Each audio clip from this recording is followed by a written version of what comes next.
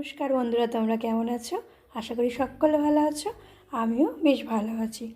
আমি মৌমিতার পরিবারের সকলকে স্বাগত জানাই। তো আজ হচ্ছে রবিবার সকাল 9টা থেকে আমি আমার ভিডিওটা শুরু করলাম তোমাদেরকে সাথে নিয়ে। তাহলে ভিডিওটা দেখতে থাকো, আর ভিডিওটা ভালো লাগলে অবশ্যই একটা লাইক কমেন্ট করে আমার পাশে থেকো। আর যেসব বন্ধুরা আমার চ্যানেলটা এখনও সাবস্ক্রাইব করোনি তারা প্লিজ প্লিজ প্লিজ আমার চ্যানেলটা সাবস্ক্রাইব করে আমার পাশে থাকবেন। আর আমার যেসব বন্ধুরা চ্যানেলটা সাবস্ক্রাইব করে দিয়েছো তাদেরকে অসংখ্য অসংখ্য ভালোবাসা রইল।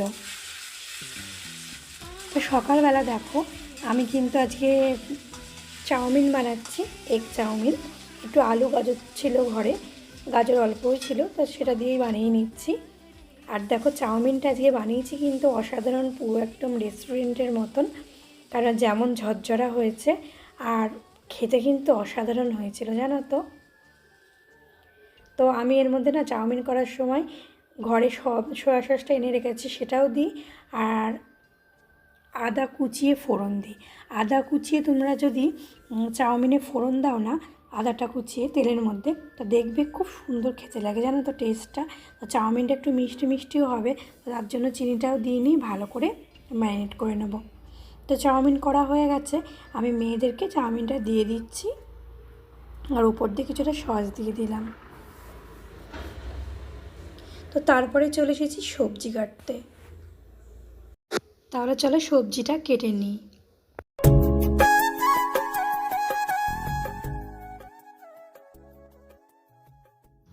তো বন্ধুরা, সবজি কেটে নিয়ে দেখো আমি ডালটা কিন্তু ভালো করে ধুয়ে নিয়েছি।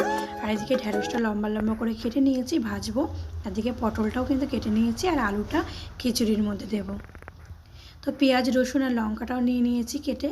আর এদিকে তেলের মধ্যে তেজপাতা আর শুকনো লঙ্কা দিয়ে তেজপাতা শুকনো লঙ্কা দিয়ে পেঁয়াজটা ভেজে নিচ্ছি। পেঁয়াজ রসুন যেটা কেটেছিলাম সেটা ভেজে নিচ্ছি।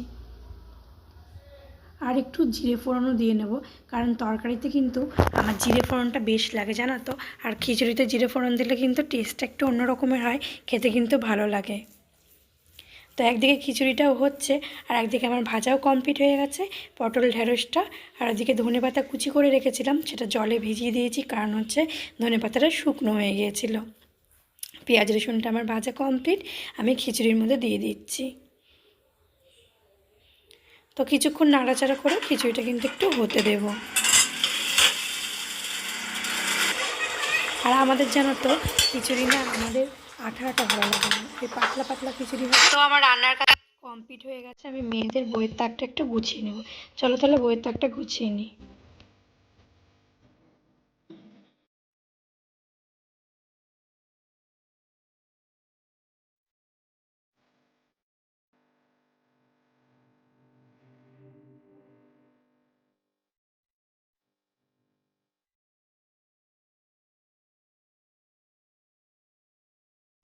তোমরা যে তাকটা দেখছো না, এটা যেন না প্রতিদিন এরকম নোংরা হয়, কি করা যাবে।